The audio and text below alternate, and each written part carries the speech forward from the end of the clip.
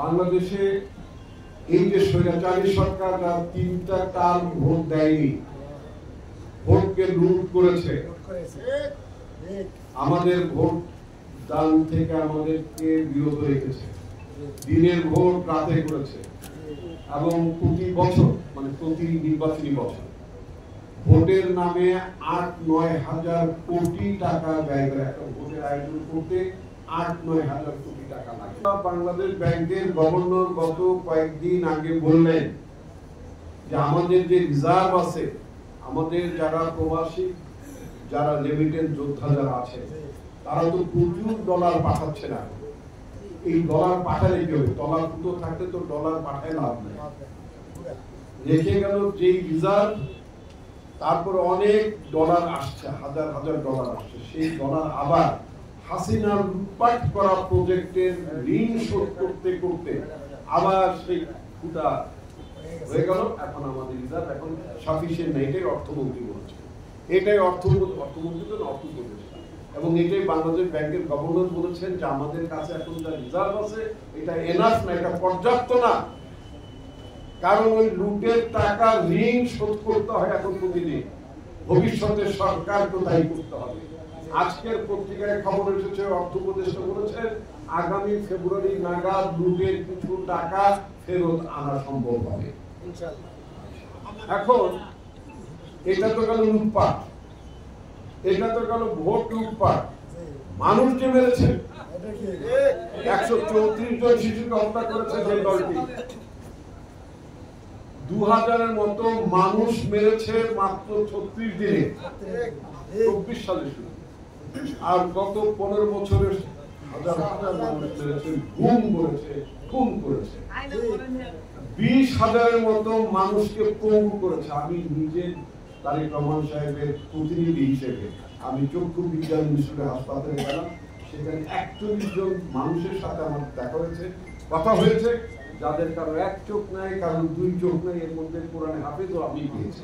এবং ঘটনাক্রমে তিনি হচ্ছেন বাড়ি বগুড়া, কক্সবাজারের লোক আছে, নানান জেলা, খুলনার একজন লোক পেলাম, এবং এর মধ্যে বেশ কয়েকজন আমি আগে বলে শ্রেণীর লোকও পেলাম।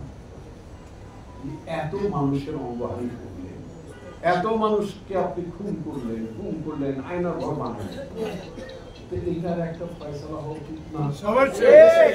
এটা ফয়সালা ছাড়াই ইউনূস শেখ উনি বলেছেন যে তাদেরকে যে তাদের দলের মার্কা নিষিদ্ধ হয়নি, রেজিস্ট্রেশন স্থগিত মানে করা হয়নি, শুধুমাত্র তাদের কার্যক্রম নিষিদ্ধ করা, তারা এখন স্লোগান মোড়া নিতে পারবেন এইটুকু, এবং তাদের যে কোনো সময় তুলে নেওয়া যাবে, তুলে নেওয়া হতে পারে। অর্থাৎ আগামী বার্তাটা হচ্ছে, এই মেসেজটা হচ্ছে যে তারা হয়তো নির্বাচনও করতে পারবে, অর্থাৎ এই সরকার তাদেরকে নির্বাচনও দেওয়া হবে। একটা ধাওয়াতে নির্বাচন দিতে চান? আরে 16 বছর তো আওয়ামী লীগে ফাইট করলাম, আওয়ামী লীগের বিরুদ্ধে তো 16টা বছর ফাইট করেছে, মামলা কাঁধে নিয়েছি, জেলে গিয়েছি, মানবেতর জীবনযাপন করেছি। আমাদের ভাতে মারার পরে তার বাবা বলতো ভাতে মারবো, পানিতে মারবো, আমাদের তো ভাতে পানি তো মেরেছিল, আমাদের রুজি রোজগার পর্যন্ত বন্ধ করে দিয়েছিল আওয়ামী লীগ, সেগুলো মোকাবেলা করেছি। নাকি আমরা মানে তলে তলে আওয়ামী লীগ হয়ে গেছিলাম, নাকি তাল দিয়েছিলাম? কোন দল যেমন মিলেমিশে আওয়ামী লীগ করেছে, ছাত্রলীগ করে, আমাদের তা করিনি। তাহলে কিসের কারণে, কোন কারণে আওয়ামী লীগ আবার এই দেশের রাজনীতি করতে পারে? মানবতা বিরোধী অপরাধ করেছে আওয়ামী লীগ, মানবতা বিরোধী কাজ করার দায়ে আওয়ামী লীগের নির্বাচন করার, আওয়ামী লীগের রাজনীতি করার কোন অধিকার বাংলাদেশের মাটিতে থাকবে না, থাকতে পারে না। এটার জন্য আদালত পর্যন্ত অপেক্ষা করার কোনো প্রয়োজন নাই। ওই 134 জন শিশুকে আগে ফেরত দিতে হবে। 2000 মানুষকে মেরেছে, তাদেরকে ফেরত আসতে হবে, ফেরত দিতে হবে। 20,000 মানুষকে যারা পঙ্গু করেছে, তাদের পঙ্গুত্বকে আগে ভালো করতে হবে। কিছুই করা নাই, এবং তারা যে অপরাধ করেছে সেটার দায় পর্যন্ত তারা স্বীকার করে।